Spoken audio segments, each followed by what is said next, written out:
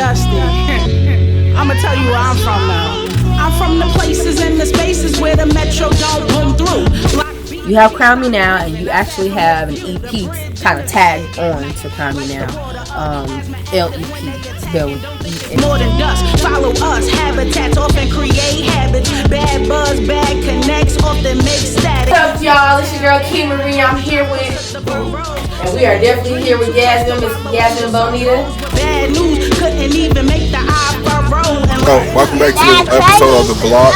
I am Bo, and this is your girl Key Marie. And we are here with the Jungle Riders today, where we're going to sit back and dive into the car world. Official product baggies and pistols. Never show them your stats like the lotto, how they hit you. I surround us, watching the people around me do rap.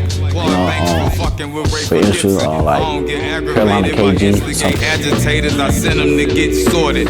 Flavor is now or later. For the most part, driving, making beats, shooting photos. Once in a while when I get a chance, we here. We here. Clipping it about a 60 to flash. San Diego to charge, no attempting. And we're here today with Miss Reiki Ring. And we're here today to discuss what it takes to be a Reiki. Clean, my reputation precede me. Walk with me, not beneath me. Feed them that don't feed themselves, they just become greedy. They stop working, but they only go for like $50 on Amazon. Just like $5 for Amazon. I wasn't going to use it as like a first person view mode to fuck when I'm fucking like. And then run back. Cause some money like cancer keeps the opposition pessimistic cause I carry tech and Smith. Drawing of him, he liked it, and then he commented on it. He was just like, hard as fuck. Like, yeah, it's hard. Yeah. But I pull up, give you definition, keep it real, my mechanism. You mean the vague? I knew everybody. You have this sense of community, and when I went to Charlotte, I didn't have that. And so I really struggled. That led me down to, if I'm being real, depression, anxiety. It was the first time I had to go and see a therapist. Well, for the money, want the fame. Play the block, get money, stay relevant, the name. This dude, and I feel like a lot of people might know this famous group that came out back in the day. Bah. You know what I'm saying? Like, never be the same. Ballin' my family business and treating it like we the James.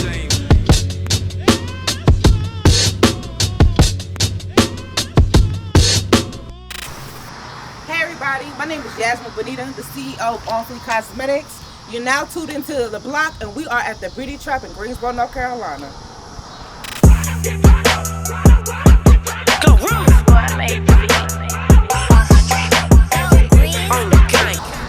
Come on, y'all, I'm about to give y'all a tour. Let's go.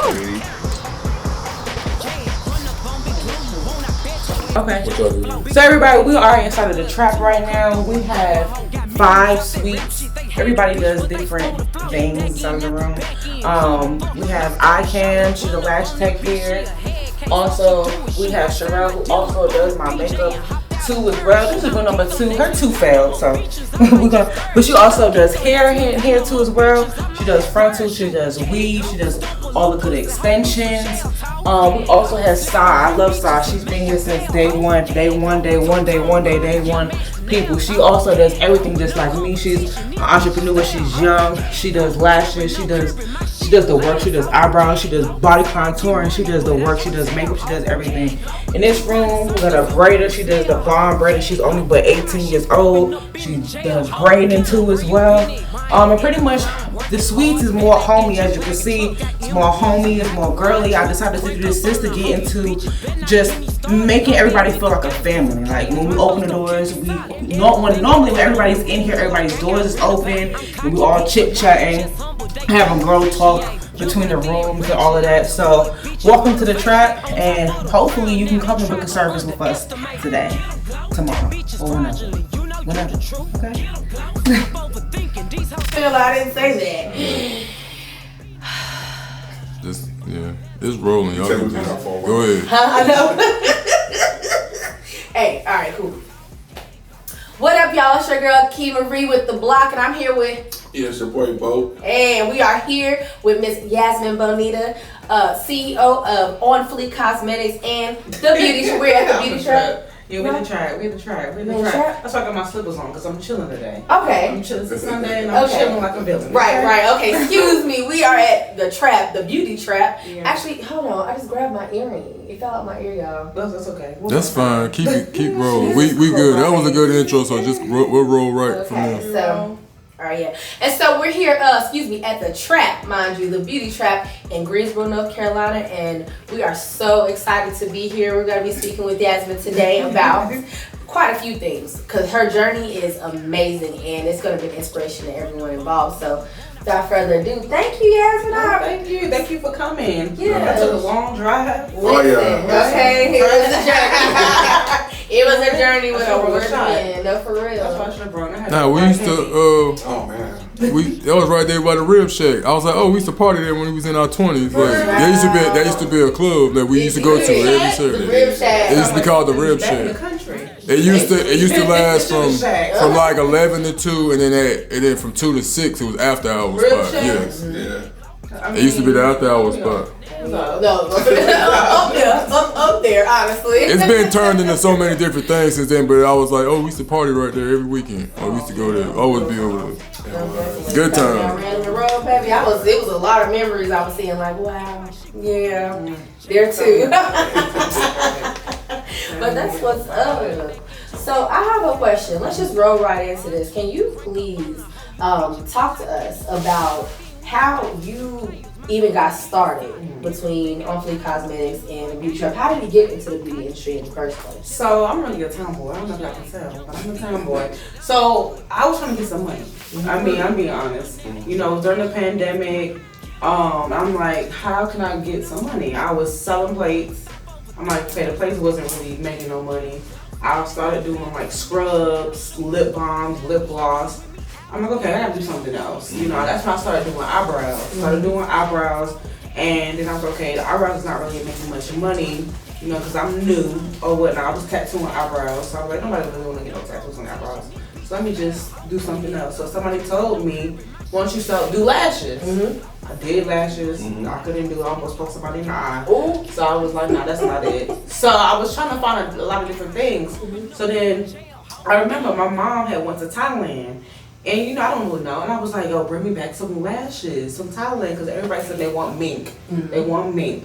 I don't know what mink is. They want mink. So she comes back with like the dollar store looking ones. And I'm like, oh, this is it. I'm hyped. I'm like, yo, it says mink. These are. So I'm trying to sell them. And I'm like, this is not it. Yeah. You know, so I'm like, okay, I went to my homegirl. And I asked her, she was like, you need to get these. So I started doing my research and I want to get them. And that's when everything inside of the store, like beauty spot stores, was closed. So that's when I was doing delivery. So I was doing delivery, pick up at my local shop. I had a shop on Bessemer at first.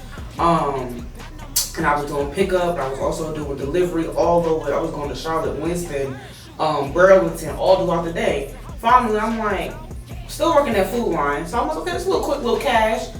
New Year's Day, I think I said I made like over maybe almost like $988 or something like that. It was like 900 something, almost $1,000. And I was like, well, this is it. Right, this is it. So it sounded like you took you understood the meaning of supply and demand and just ran with it. Right. So it sounded like you just hit the hot spot at the right time, which is mad smart, because around that time, the world was shut down, but people were still outside. Right. So I like how you took the opportunity to capitalize off of something that was so simple, but yet you just took off with it. So from there, was it like, okay, do I still run with Food Line, or do I need to go ahead and take off on my own? When was it that you knew that corporate world was just, let me tell you. I'm gone with corporate world? Let me tell you, this when I got fired. I got fired from Food Line. I remember, I think it was like, they gave me the letter, like, they told me to come. It was the 4th of July. It had to be. I remember because I was going to a cookout. Like it was lit. I think it was like the 1st of July after the pandemic. You know what I'm saying? True. So yeah. I was like, they got calling me on the 4th of July. It had to be somewhere around there. So that's when I got fired, and I'm like, okay. So from there, you know, everybody was getting unemployment. I was getting unemployment. So that kind of carried me over with that, because I'm like, okay, well, maybe I can just do my little thing, little side little hustle, get a little unemployment check. when the unemployment check stopped, I'm like, okay, this is it. This is the finale. I ain't got no more money coming in. Right. What am I gonna do? What am I gonna do here? Right? What am I gonna do here? It's like, all right, what's happening? Right. September's the last check. No food stamps. I'm like, damn, what am I gonna do? I'm like, okay, well, I was like, let me start applying to jobs. I couldn't get no jobs. Like, you know what I'm saying? I couldn't get any type of jobs. Well, I'm going back to school because I have to, well, I'm culinary major in hospitality management. So I was going to go ahead and finish these degrees and get that out the way. And then 2, I was going to A&T. Now you cried. Right. So and then right after the pandemic, I stopped going there because I couldn't really concentrate. I'm like, okay, I just got fired. Then pandemic, trying to still find a job, a job, and then realizing, so I stopped, and then my major was mechanical engineering, so I'm like, I can't really do that online, the little classes that I needed, I couldn't do it online, so I'm like, I'm a hands-on person, that stuff was too hard for me to be doing it on a computer. So I was like, okay, so I haven't been back, but I'm not gonna say dropped out, but I stopped when I was a junior, so I'm like, okay, let me do this. Sometimes though you gotta make that sacrifice. You know what I mean? Sometimes money is the motivation to just get more money. For sure. I mean, I know a lot of. I'm myself. You know what I mean? It took me forever to get my little nursing degree because I was just more important to work and take care of my daughter and stuff. Right. So I was like, but I still went back and finished. You know what I mean? So with the hustling, I know good well. And that's kind of interesting, mechanical engineering. Yeah, I'm like, you do everything. Right. Like, I was only good at one class. So I went to Elizabeth, my first school was Elizabeth City. So I went to Elizabeth City first, and then I transferred to A&T. But when I was in Elizabeth City, I was the only female. And my teachers, I love that school. They babied me. Like, I was in a band too as well. So like, you get to leave class early. If you have we traveling, we don't gotta go to class. It's good. So as soon as you hit a band, I left. Like, it's time to go. It's time to go to practice. It's time to go. So like, I would never really study. And then I would I don't know if my teachers loved me, but I would just mysteriously just pass. Ooh. I remember my homeboy used to be so salty at me. Like, everybody in the class used to get F and D's. I forgot what it was. It was my hydraulics class. I still know it was my hydraulics. Passing out the papers, I get a B. Everybody got an F. It was like, you spoiled. Okay. They was definitely gonna hate on you for sure. Those classes are a joke. What made you go into mechanical engineering? What was gonna be your end goal? So I really don't know, to be honest, because I told you I was a tomboy, so I was doing little stuff. I was fixing stuff around the house, taking apart. I remember I was taking apart my boom box, doing stuff like that, taking away batteries. And I don't know, back in the day, where you can use the battery to turn on the light bulb. Right. So I was so fascinated with that. I used to go to the hardware store, and this was when I was growing up in New York, because I grew up in New York. Going to the hardware store, getting mad batteries, trying to stack the batteries, trying to see. So I was just doing more electrical stuff, but still just trying to figure out just everything. So when I went to school, they had mechanical and they had industrial. And I was like, nah, I'm gonna go mechanical. Yeah. So mechanical was a little bit better because what I found fascinating was I started working on my favorite thing was working on circuits. So I started doing circuits for the stop signs because the stop signs have circuits in it, so you can input different circuits. So that's what I was doing, and also creating airplane parts using the CAD software. We may have different softwares now, but it was a CAD software that we used to use back in the day. I'm old. But back in the day, so we can make parts for airplanes and stuff like that. So that's what I was like. Anything else, I didn't know how to do. That was the only 2 things I knew how to do. I am on the floor.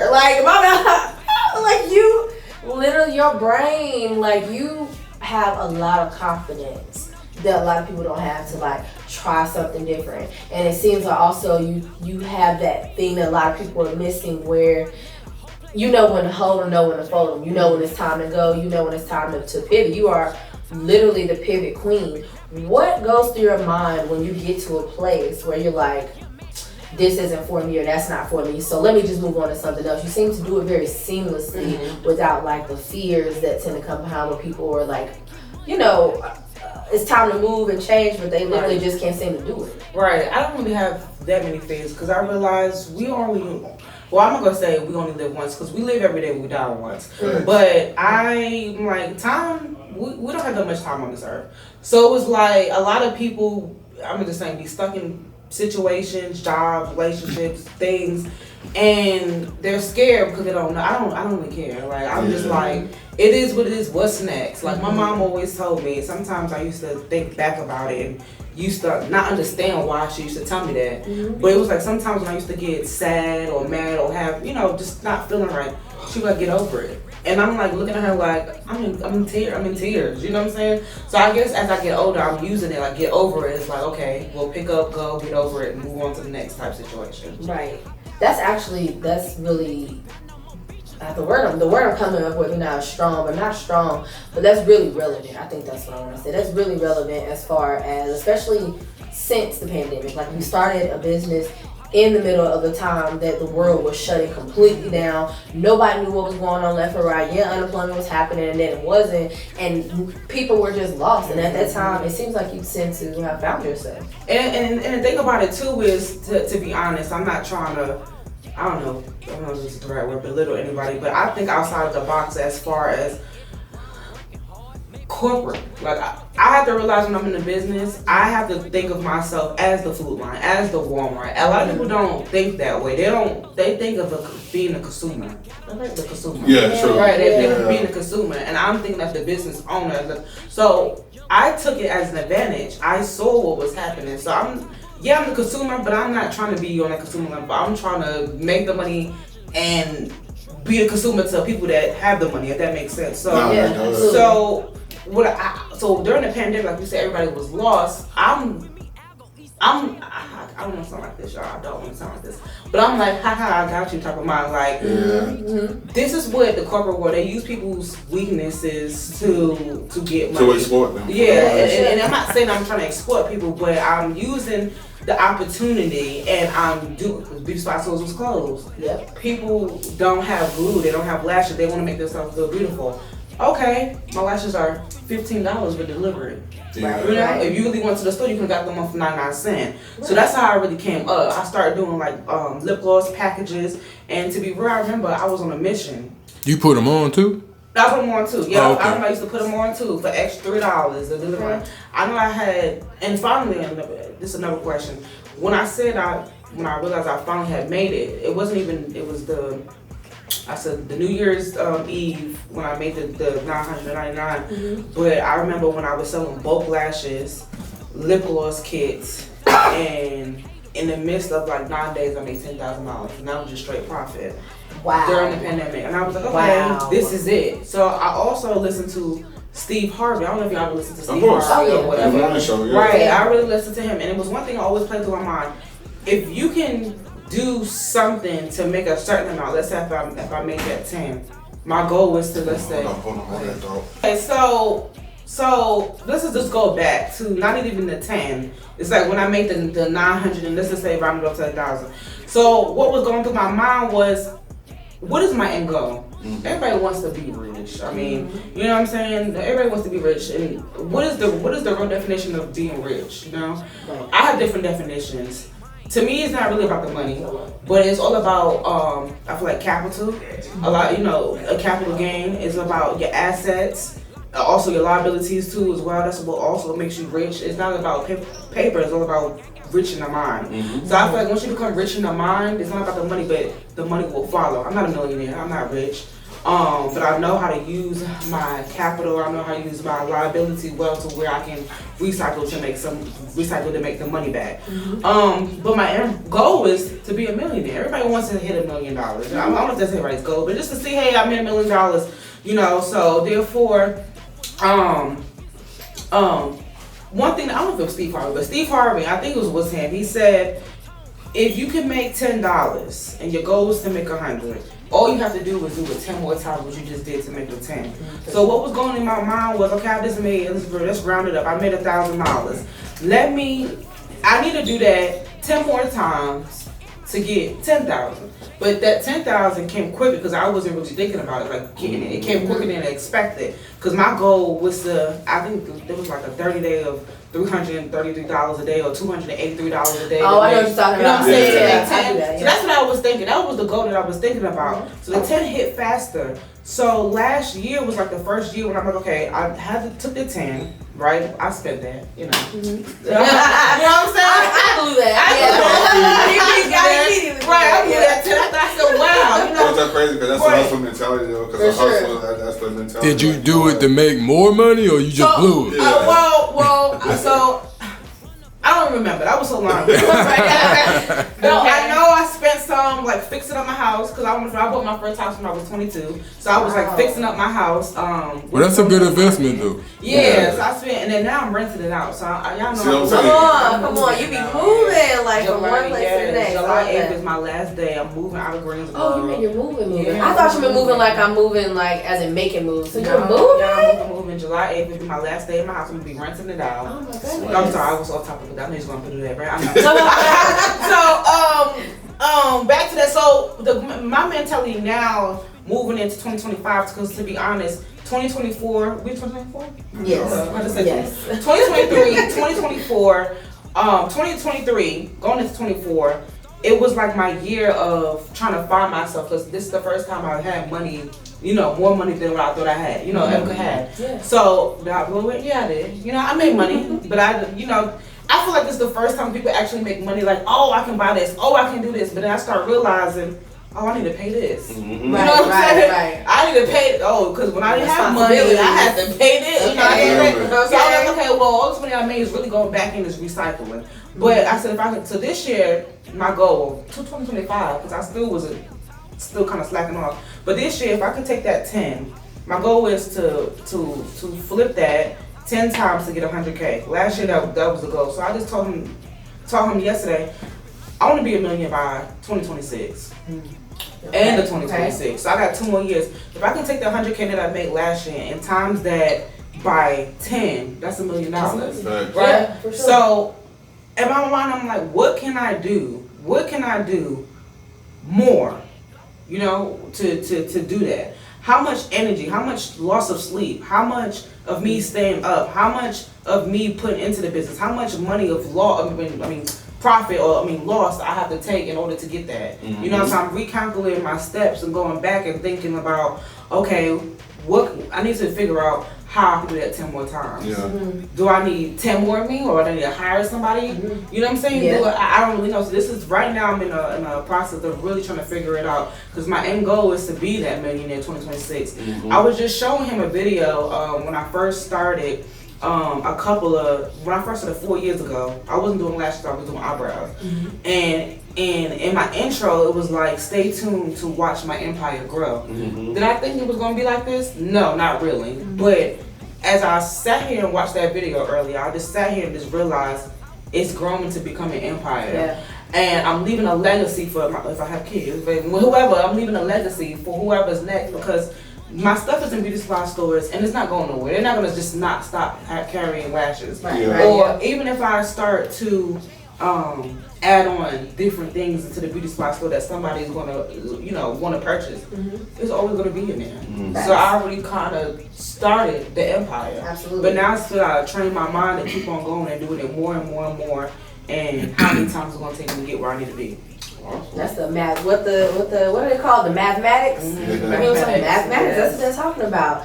So as far as legacy, I want to touch on that. Where did you get this from? You had spoken about, having something to lead to the next, because you don't have children at the moment. And I thought at that moment too, you're inspiring so many people by your journey. That also is a legacy too. I do want to put that out there, because you are definitely a light for those who are like you, Black woman, you know what I'm saying, and little girls coming up behind you that want to get into the beauty industry as well. But what legacy was left for you to even have this mindset? I think just my mom. My mom is, my mom is the type of mom. I remember when I first started my business, right? And she had moved down. Well, she stayed here. I think she was just visiting for a couple of months. My mom had retired. She would just come to visit for a couple of months before she went back to New York. And at that time, I think I was still delivering lashes. So I bought me a little fanny pack. So every day I would get up, get some singles, some fives or whatnot. And so at the end of the day, she would give me your money. And at first I was mad, because I was like, hold up, she was like, give me the money. So I'm, pulling out the money out of my fanny pack, and even checks from the couple of stores that I had, I'm giving it to her. So for like maybe like 3 weeks, I'm giving her money from just doing lashes and giving her. And she was like, you know, you need to save this. So I'm just giving it to her. So, well, to answer that little fly, to answer your question, I guess the legacy that's left still, I mean, it's being left because she didn't pass, but it's still current, is about saving. You know, my mom always taught me how to save. She taught me how to buy my house. She was the one that helped me buy my house, about saving my money. So certain things like just how to run a business. Now, I'm not perfect. I'm still learning. My grandma wasn't a business. We're like the first people to have have a business going. So she's learning, I'm learning off of her, she's learning off of me, because things has changed in the world. You know, the new generation is different. I'm telling her this, she's telling me this. I'm like, no, it's this, because this is not 1990. This is not This is not 2000. This is not 2000. Times have changed, but you know, older people sometimes, sorry, Mom. They get stuck in their ways sometimes, you know. They stuck in their ways and not realizing this is a whole new era. What? But that's still dope though, that y'all can really still bounce off each other, right? Yeah, because a lot of the newer salespeople or hustlers or whatever, some of them think they got so much figured out that they won't even hear what the old school have to tell them. That's true. Now, granted, some old schools, you know, may do show their teeth the wrong way, but some of them come from that genuine, like, I see you and me, but let me show you how to slow it down a little bit. Don't stop what you're doing, but try to think about this route. So that's pretty dope that you and your mom really bounce off of each other like that. So, did she run her own type business, or did she have, did she have any type of business that showed you more than just saving money? Did she also run her own business? So my mom also had a restaurant too. She had a restaurant in New York. It was called Johnny K's. Well, I don't know what I honestly, she changed the name because when she opened the restaurant, I was here. I was living here. So I remember before her restaurant, this is crazy. I guess this is another question as I think about it. Before she opened the restaurant, she used to fly me down every single week or every other weekend to help her sell plates. And I'm like, Mom, I don't want to do that. She was like, well, I sell plates on the corner of our street. I used to live on 118th Street between 8th and St. Nick. So I'll come there, and she was like, it's going to get busy. I'm like, busy on the corner? Like, I know it's New York City, but still, like, we're selling food on the corner. Like, come on now. She wasn't lying. Yeah. I set up, she had to go to work, I set up. My mom had pans and pans of food. When I opened up at 11 o'clock, like just opening up, setting up, it was like a line around the corner for the food. Everybody knew my mom. Yeah. Everybody knew her. Everybody was getting plates. At that time was people from the that worked for the MTA, the subway station, and they used to come order plates, and I would have to pack all their plates for them to take it back to the back to the subway. Because it was for like the whole MTA or whatever. So at this point, I'm like, okay, my mom got something here. She's selling plates on the corner. So from there, that's when she opened up a restaurant. And then my stepdad, when she met my stepdad, I don't know, because I don't think my stepdad was into it. I don't really know that. I was young, so I wasn't into the conversation. Right. But from my stepdad, they had wound up buying 3 houses. So they had 3 houses in Jersey, East Orange, East Orange and Montclair, and it was somewhere else. I forgot, but I know the first one was in East Orange, and it was Montclair, and they had 3 houses. So I was being like the semi-landlord, like cleaning. When people used to get evicted, I had to go to court with my mom. I had to, clean. So she took you through the process how to basically manage a business. Right. I don't even think she even meant to do that. I think I was just there for help. Pretty much. Right. That's what we do with our kids too. Good to know that we on the right track. Right. Yeah. But I think that's one way of teaching them. It's kind of like Karate Kid, wax on, wax off. Sure. He didn't know that he was actually doing the karate moves, and that's kind of like what your mom was showing. You didn't really know that you was picking up or soaking up all those that stuff that's helping you out now. So I was playing the times. I'll probably say, okay, then I see what you need now. Right. Yeah. Out of the blue, I just said out of the blue because I go through it with mom. She planted those seeds and they grew later. When I remember my mom taught me. It's kind of just started resonating with you that was already programmed into you. That's dope. Yeah, because those places you be having, I'll be like, boy, if I was from your brain. And when I come up here, I will be hitting you up there. When I'm here, I'm normally doing the cooking at my mom's house, and so now I know where we gonna go next. I will surely be hitting you up. Your mom, I loved her confidence because you're right. It is a bunch of food in New York. It's food everywhere in New York. But for her to think like that, or I guess maybe it didn't cross her mind that there's a bunch of food in New York, or that it was too oversaturated to follow what she felt led to do. And then I see she has also implanted that in you because, you know, a lot of people do lashes. A lot of people do brows, especially coming up in the pandemic. A lot of people were using the unemployment. They were filing with the PPP loans and all of that, and they were going into the beauty industry. It blew up. But you have cornered the Southeast with all of On Fleek Cosmetics, you know, oh my gosh, what's the word I'm looking for? Y'all help me out. All of the products. That's what I'm looking for. Only cosmetic products. And, you know, you have locations here in North Carolina. You went from selling them out of your fanny pack and making deliveries, which is so smart, to you have vending machines, right? And then from vending machines, you had a brick and mortar. Or did you go straight from vending machines to the brick and mortar? Like, explain, like, I'm sorry, that fly is getting on my nerves. No, I feel you. I'm trying to ignore it. I'm sorry. It's all good. We in the South in the summer, honey. Right. This what we used to. Right. But like, explain the journey from, you know, starting out selling lashes out of your car and out of your fanny pack and making deliveries to vending machines and things like that, and pivoting to fit the needs of the business as it grew. So, I would like to know more about your journey from selling lashes out your fanny pack and making deliveries during the pandemic to you have some vending machines next, right? And then from vending machines, you went into the beauty supply store. So I would like to talk about that. So going into, the beauty supply stores was first, and then the vending machines. So going inside of the beauty supply stores, it came from me going all around, travel all around, and I'm like, okay, I need a place to do this. Like, you know, the shop, I had a shop on Bessemer, and I know how long I had that shop. So at that time, I was still doing eyebrows and trapping out a hotel. I had wound up meeting a guy who let me rent out their meeting space for like $50. So it was not the best hotel. It was one that was in the back. You know what Popeyes is? Oh, y'all ain't from here, sorry. Well, no, I'm not from. I was A&T, so. On Gate City. Gate City, yeah. And it's the hotel that's in the back. You know what I'm saying? So I forgot, like Baymont or whatever. Oh.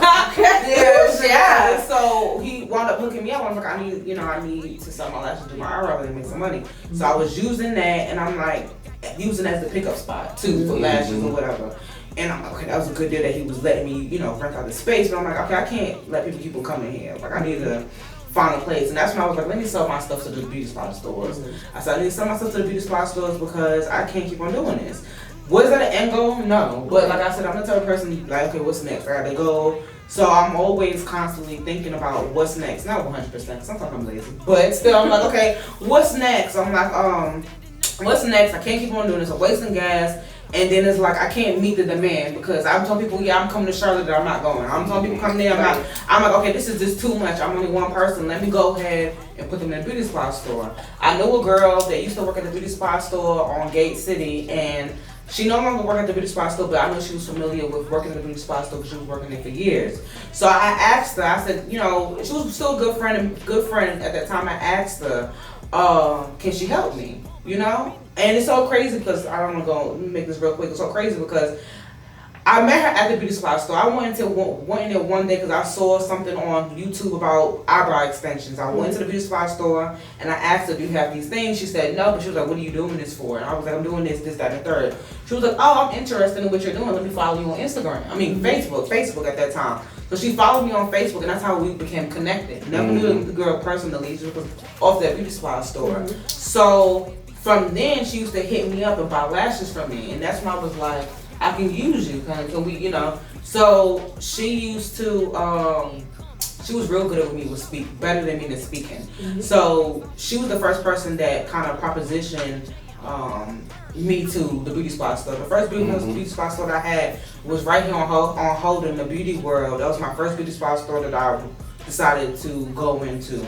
So all of this, I think you had asked me originally, Did I know how to do it? No, I didn't know how to do it. I still sometimes get nervous going in there talking to people, but it's gotten better because before I used to be really nervous, don't know what to say. In my mind, I know, okay, I'm not the consumer, I'm the person that's what's the correct terminology? We got the consumer and then we got the buyer. The buyer, I guess the buyer, the producer, the buyer. I'm the buyer, so I know the mindset of that, but I'm still acting like a scared consumer. I'm going inside of the store. Okay. So I'm like, I gotta change my mind. I can't say that I'm a buyer and still acting like a consumer going inside the store trying to sell my product. That's a major key. The buyer is the consumer. You're the seller. Seller. That's what it is. Seller. Yeah. Seller. Right. So yeah, I'm the seller. Yeah. Thank you. So I'm the seller. So going in there, I didn't know. Like I'm still learning. I say to everybody, I'm not perfect. Even though I have ebooks or I help people, I'm learning based off of what I know. You know, I'm still trying to seek other people to help me, so I can grow out of this only me stage. Like I need to start building more of a company, even though I have a company as the name, but a company as in more employees underneath my belt to make it grow, more of a team. So basically from that first store, I just learned, okay, that didn't work. So let me go ahead and just redo it because at first I wanted to do commission and I realized commission wasn't really going to work in a beauty supply store because how they going to keep track of what's taken. So when I originally went to the store, it was off of commission. And he was like, we're not doing commission. We're going to do this. I'm going to pay you. How much? And I don't know. And at first, I'm like, well, here's the price. I wasn't making no money. I don't even know why I told him that price. Right. Because at this point, I was just giving him the merchandise away. And I remember one day, I was so upset. I remember it was one of this girl, I forgot her name. I was so upset. And she's like, what's wrong when I was stocking the store? I'm like, I'm not making any money. I said, I don't even know why I keep on coming in here, stocking the store. I'm not making any money. And she was like, you will. And I'm like, yeah, Ray, all right. Let me alone. Stop talking to me. You know what I'm saying? I'm like, yo, like you ain't the one on this end. Right. I'm not making no real money. She was like, just be patient. I'm like, okay. And that sticks in my head because I'm like, I can remember stocking the store and she's telling me this, and then now it's like, I wish I could go back and tell her, like, oh my gosh, do you remember? Probably not. But I remember, because now I was like, this is crazy. Right. But you know what, though? Sometimes in any business, really, it seems like you always got to do something for nothing to get something. Yeah. Because I can remember too many times. I do that. That's my whole thing. I done free things, but I done got people interested where I charge them. So that's how I got more business. Just doing something free for somebody, you will get more people coming in. So sometimes you gotta take a hit to get ahead. You gotta do shirt. Like when I was doing merchandise, I'm still doing merch. Excuse me. I definitely just seek out somebody that I know got followers with them. You know what I mean? Like I don't mind giving it to somebody less fortunate, in which I have done plenty of times. But to get my sales and to get my name out there, I'm like, okay, look, this person got XYZ. Hey, how you doing? And go a shirt. You know what I mean? Or hey, how you doing? Here go XYZ. And sometimes you gotta do that to get your name because as you were stalking, people was realizing that the name, you know what I mean, the brand, you know what I mean. I was just yesterday, I was in the projects wearing one of my shirts, and the little guy ran up to me like, man, I heard the block, you know what I mean. That shit touched me though. Like this little homie had to be like 10 years old, you know what I mean. So, and with your products, a lot of females have worn your brand and have really marketed your brand, just off the strength of you know what I mean. So. Sometimes you do. I just take those small L's to get those big W's. Right. And kudos to you for keeping with that. So as you're stocking up in the stores, what made you get inside of the vending machines? Like, what was that like? So I'm like, okay. At that time, I only had stores in North Carolina, and I'm like, I need to expand outside of North Carolina. But at that time, I'm still thinking, how can I do these stores? Because I'm only used to stocking stores locally. I'm like, the vending machine if I fill up all the way, I don't gotta stock it that much. Right. So I know when I was telling my grandma about it, she was like, how are you gonna stock it? Well, if I stock it up all the way, it should be straight for 3 months. Because the vending machine I holds 800 lashes. That's gonna last me a while. That's gonna last me a while. So I'm like, well, I can do something somewhere close to where I could just drive for the weekend. So the process was just calling around to different malls, basically asking them, hey, I have a lash vending machine, are you interested in that? Some stores said no, because some stores say yes, but we have one, or we have something similar. So I finally found one. It's in Newport News, Virginia, and it's been there for about 3 years now. I like it. It's about 3 years now. So I do have another one. It was in South Carolina, but I pulled that one. So the one that I have in South Carolina is in storage currently, trying to find me a new location.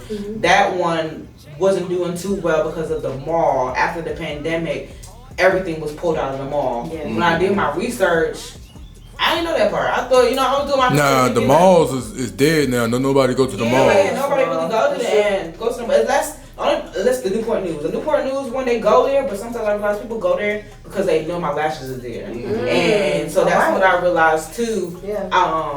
A lot of people do, like a lot of girls going, because that mall don't really have much nothing in it. People don't really go to the malls like they used to. Back then. Nah, it's online shopping now. It's the thing now. Yeah. Right, so it was like I had to get my name out in Virginia, because I did have some stores. I did have some stores in Virginia, but the stores used to do me so dirty.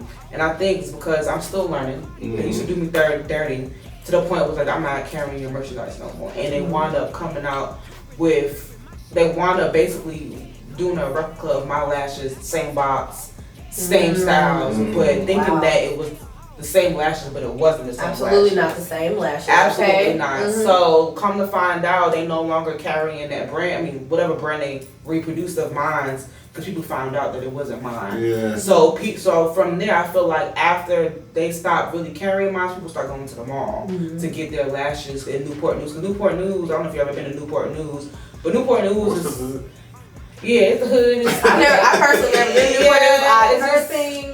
It's nothing really there, you know what I'm saying? So nothing, so that's what it was. So I was like, okay, let me just get it there. I ordered my vending machine, got it customized from China, so everybody want to know. Got it from China, got it customized, takes about like 3 months because they get it shipped on the boat. And it's inexpensive, well, it's not gonna say inexpensive, but it was about like four bands to get it customized. I always tell people to get it customized. Yeah, it makes sense. Yeah, it makes a whole difference as far as like brand awareness. Right. Yeah. But really, when you get stuff customized, the price don't even matter because you're gonna make that back. Right. Yeah, right. You know what I mean? Just like within that first month, you probably will see a major. Yes. Yeah. And that's awesome too, man. So with that being said, like, so you're vending, you're in there, the beauty trap. How did that come about? So originally, I said I had a shop on Bessemer, and my first shop I had a suite. It was literally just where we at right now. Like that was it. That was it. It was like $100 a week, and I was still working at Food Line. I was like, hey, I can pay that for my Food Line check because I wasn't getting clientele at that time. So then I'm like, that's when the sellers start cutting, right? Sellers start kicking in. I'm paying $100 for this. Okay, I did the math. She got 10 sweets in here. Boop, boop, boop. She did this. She charged. I'm like, oh, hell no. Like, oh, no. I was like, yeah. You gotta, right. Yeah. So I stayed there. I wound up shop on Bessemer.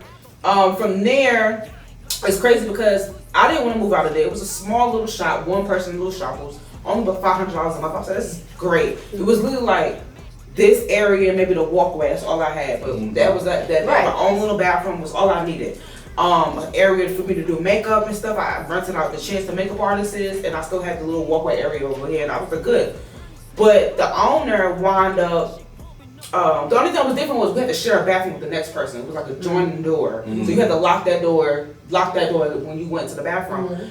He wanted to give them that bathroom as theirs and make a bathroom in the spot where I was doing services at and only leaving me that area. But that's not gonna work. It's not gonna work because I already have my station set up like that. And he was like, well, if you don't like it, you can get out. And I said, okay, I'm gonna get out. Well, I'm gonna get out. Well, then. I'm gonna get out.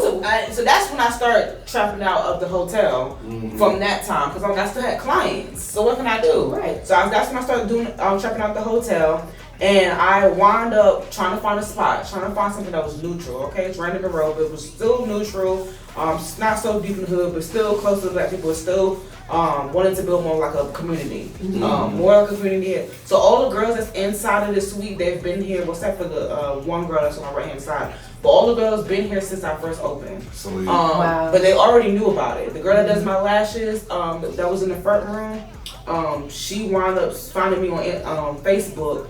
And was like, and she's really from Michigan. She came here from to go to AT. It's crazy because I met her when she was 18. I guess it's been 4 years.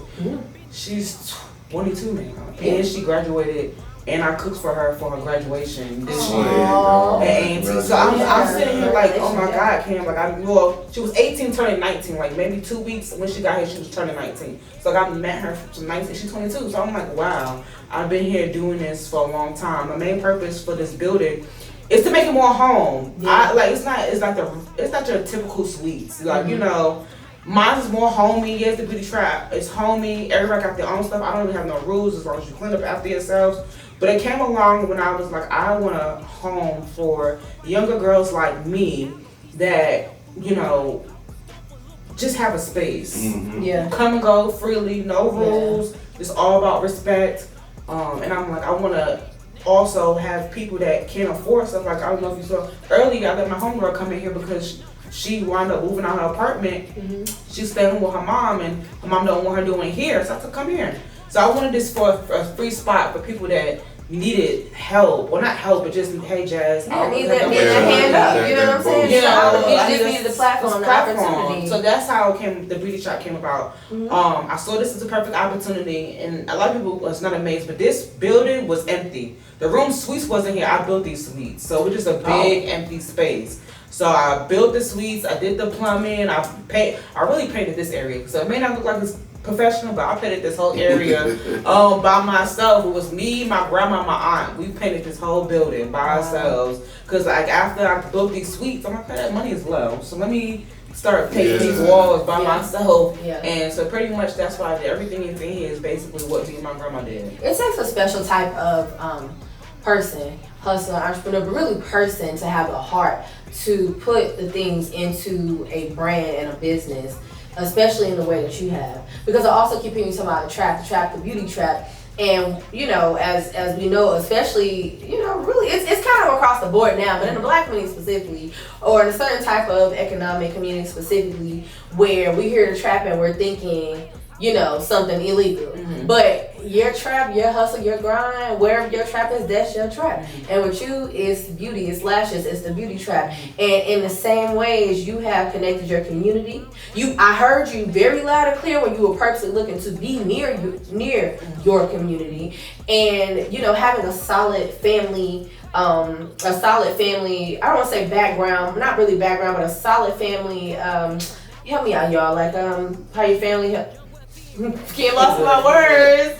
I know what you're saying. You know what I'm saying? Like a solid family unit. Foundation, that's a good one. Foundation, thank you. That's a solid family foundation, a good strong unit, because a lot of times, you know, they always say the last people that's ever gonna support you is your friends and family. True. But it seems like your family is on board with helping you progress in whatever way they need to. But also building brand awareness.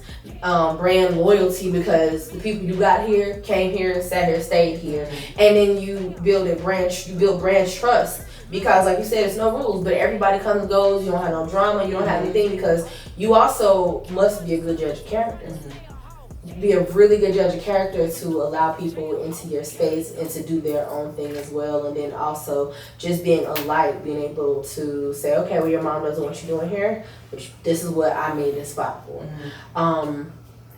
I must ask, you know,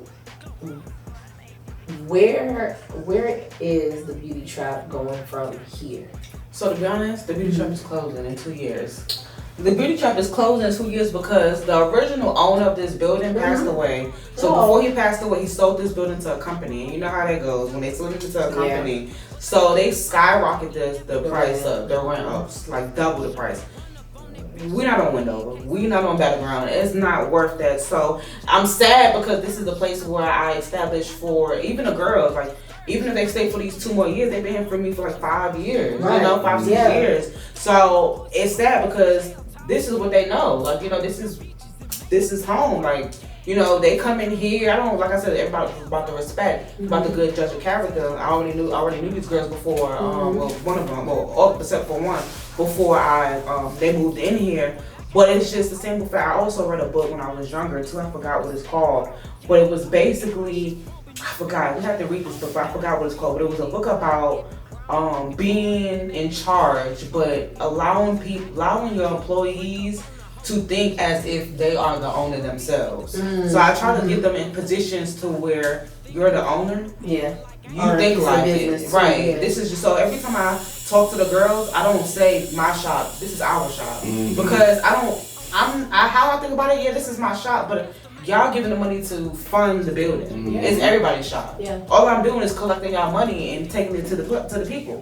This is y'all shop. Y'all do what y'all want. Y'all want to use the space for a class. Use the space for a class. Back to what you were saying, but I forgot. But it's all right. It's all right. We are just having a conversation. I'll pick back up. But basically, yes, the beauty tribe was made for young entrepreneurs to basically come together. And I really want to do more events here, but I haven't because, like I told you, I've been kind of scared of just opening up completely to the public, kind of because of just things that I hear was going on in other people's shop. So like I said originally, if everybody's good, they can make their own clientele, their own money, then hey, do. But I do want to start doing more stuff as I get closer to the 2-year mark, because that's what I was saying, because the landlord increased the price and I'm like, this area and what I'm charging them for booth rent is just basically just going straight to the rent. Right. So at this point, I'm like, after these 2 years is up, which is my lease is over July of 2026. That's it. You know. So what type of events are you considering throwing? Because immediately when you said that, I was like, well, I mean, you know, I'm sure there maybe people that can do like bodyguards or things like that, security if you're really feeling like that, if that has something to do with it too. What type of events were you thinking about throwing? Just like, you know, I like to cook, so I just really wanted, like, I'm the type of like giving back. You know, we said it takes money to make money, but for me, I like spending.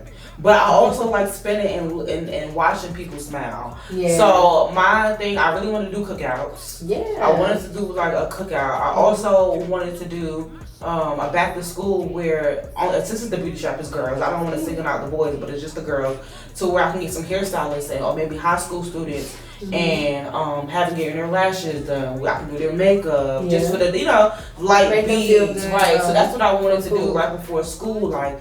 If I can get like a nail or set up a, because I have a little space back there, if I can even set up like a tent, have somebody doing their little manicures, a little pedicures, stuff like that. But maybe like 12 and up, because that's what mainly for us for. And also just to maybe like some classes I wanted to teach people for free. Just basically because I'm a licensed esthetician, just if they want to, you know, be in that type of field too as well. Yeah. Just coming and watching me for a day if I have some clientele. But mainly, I always just wanted to have a big old cookout. You know, I wanted to have a big old cookout because it also reminds me back in New York. I remember when I was younger, we used to be at Corona Park in the Bronx and just having a big old cookout. So that's what I really wanted, just giving back to everybody that supported me, even with On Fleek, even with just watching me on Facebook and just liking me. And there's one thing you said too. I'm sorry, I'm gonna go back. There's one thing you said. I also wanted to. I want to build a company. I'm trying to backtrack because I realized I don't really have enough time to support people like I want to, because I'm so busy trying to post my stuff. I'm so busy everywhere else. I want to have someone that's like doing my social media, my this. So I don't gotta.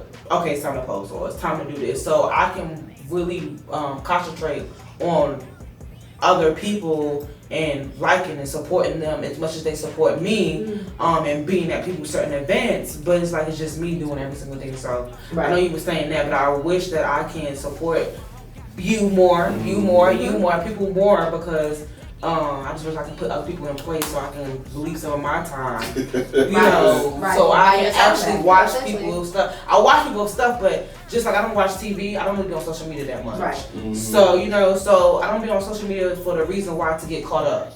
So that if I had somebody to keep track of my social media, then maybe I'll be on social media more looking at other people's stuff to support. Right. But right now I know that, hey, if I get on Facebook sometimes, or if I get on Instagram, I may be on there for a couple of hours and I don't want to be. Yeah. Right, I can understand. So far, okay, there's opportunities here at the Beauty Tribe with you to work with you.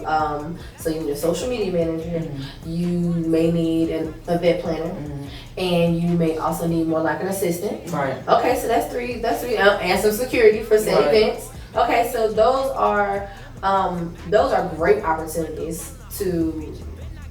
Those are great opportunities to network and figure out who's out there. Right. How would you go about doing that? Do you think you would just make some posts about that? Or? Yeah. Okay. Yeah, about which opportunity? Which part? Which one? About like you're looking for these people. Like So how do they get in touch with you really if they know. wanted to? I don't really know because like, I've made that point post before. It's like I don't want anybody that wear lashes.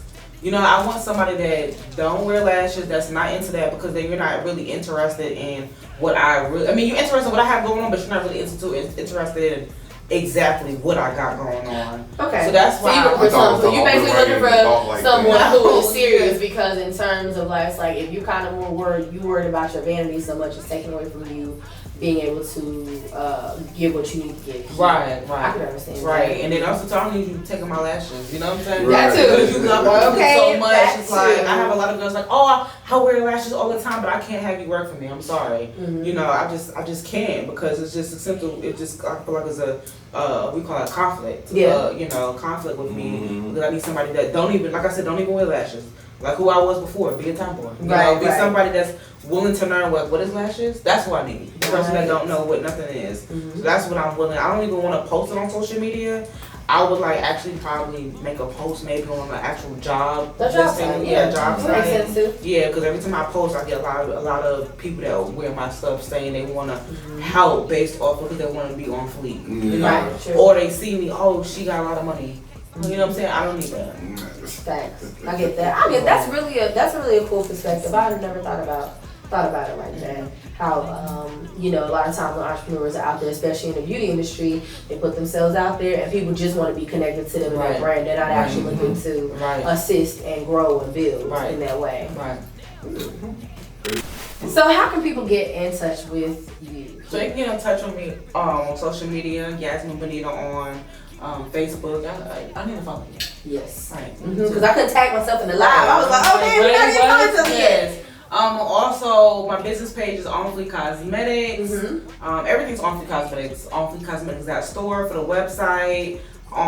Pretty much just On Fleek Cosmetics and Jasmin Bonita on Instagram and Facebook. I don't have all this stuff. I got TikTok, but I gotta get hit. You know what I'm saying? Yeah, TikTok is a whole different monster. Like it is not for the weak. Yeah, get to it. TikTok is hard. Can I ask a question? You were talking about the vending machine. I don't know if it's a personal question or anything you want to share, but I was like, how much does that vending machine yield? Like around, you ain't gotta give no crazy numbers, To be honest, I don't really keep track you don't? of that. Oh. I'm just gonna be real. Let's say it's enough to cover your rent. I'll be honest, my rent is only $300 a month. So let's just say, cause I get deposit the money into my bank account every single week, and that's something I don't really keep track of. I should, but I don't. Oh Lord.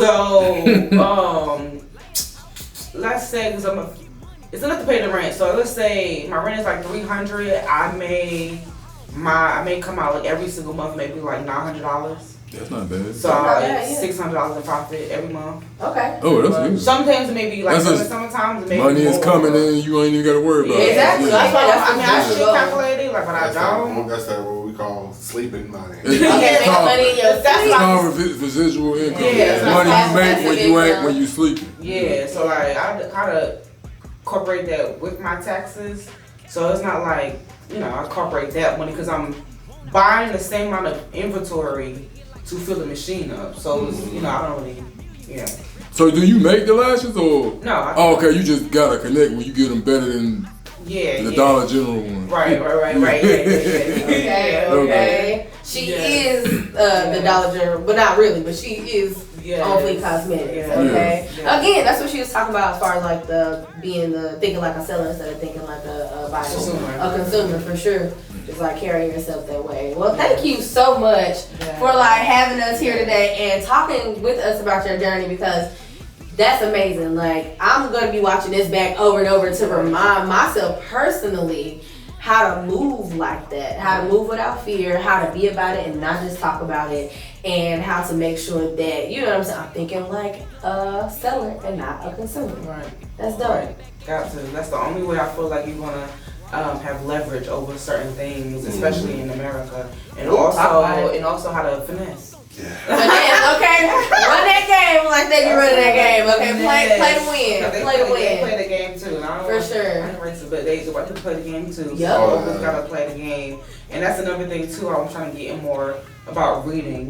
Reading. And then let me just one more thing. I had made this analogy a long time ago. I said back in the day, what was something that they told black people they couldn't do? Oh, read. Absolutely. They couldn't read. Mm-hmm. Right, and then remember when they were saying that the best way to hide something from a nigga is to put it in a book. To put it in a book. My mama used to say that all the time. Put it into a book. And then also too was like before they couldn't let us vote. You know what I'm saying? Now they let us vote, but now they adding stipulations. You know what I'm saying? So it's like when I say we not, but just saying me included, we need to. That's why I said I want to take. That's why I'm moving. I want to take the time out to really research certain things. I haven't really fully researched certain things. I want to learn, read these, not laws, but just certain things about business that I want to learn about, because it's always loopholes to certain things that we don't know about. And like you said, they put it in words, but now since we know how to read, guess what they do now? They put these big words to where you ever call somewhere and they be like, hey, you can look online, it's www. blah blah blah.